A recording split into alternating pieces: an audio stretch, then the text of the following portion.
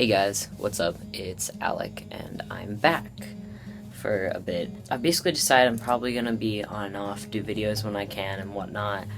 Don't really know when those are gonna happen because I'm going for WGI and DCI, and I have a lot of schoolwork to keep up with and band.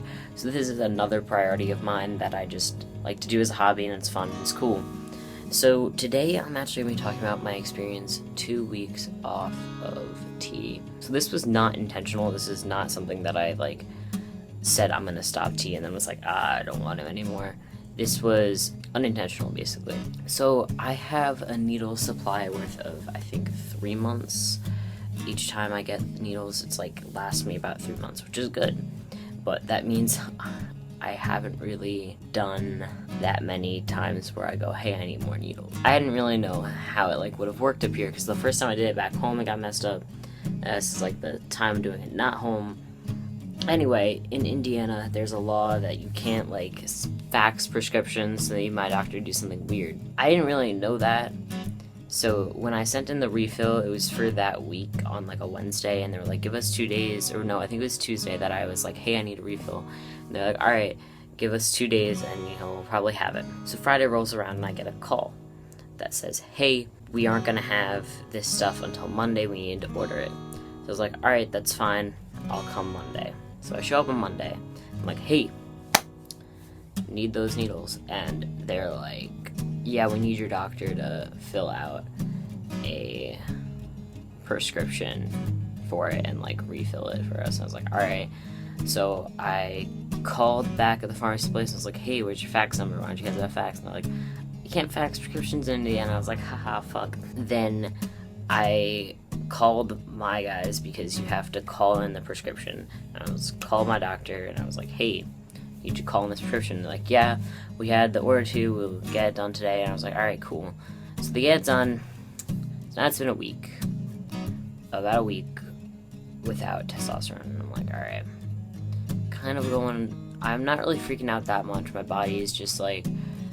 And then I went to, my body just didn't feel like you could kind of tell towards the end of the week where I hadn't had tea, I was just not really feeling as much myself anymore.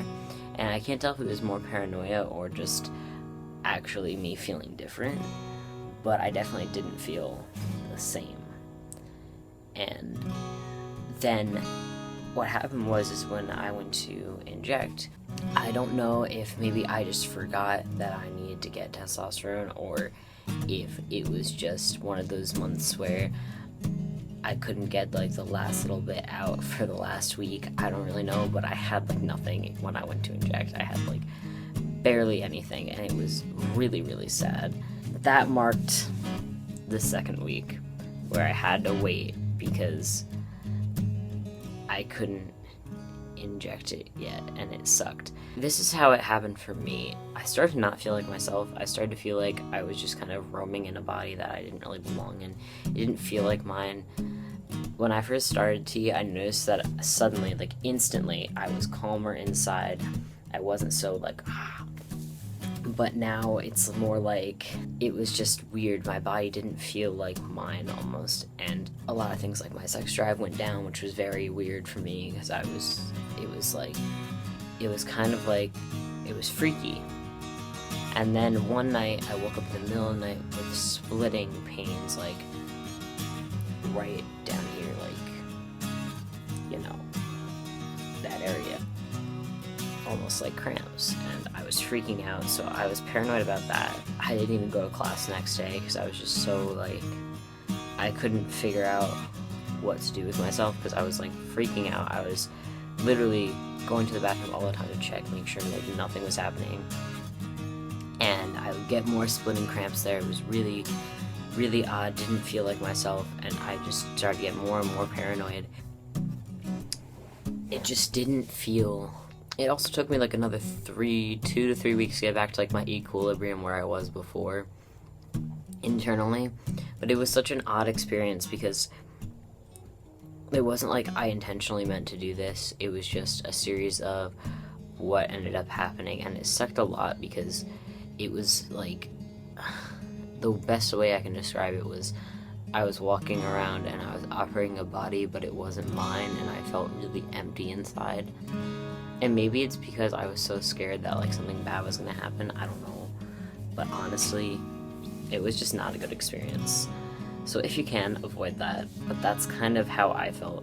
I think it was also the fact that I didn't want this to happen, because I know people will go off of hormones and stuff like that, but I did not want this to happen. Like, it's not something I intentionally wanted to happen, and I think my mind was rejecting the fact that it was happening. My body was like, it was so weird, literally weird.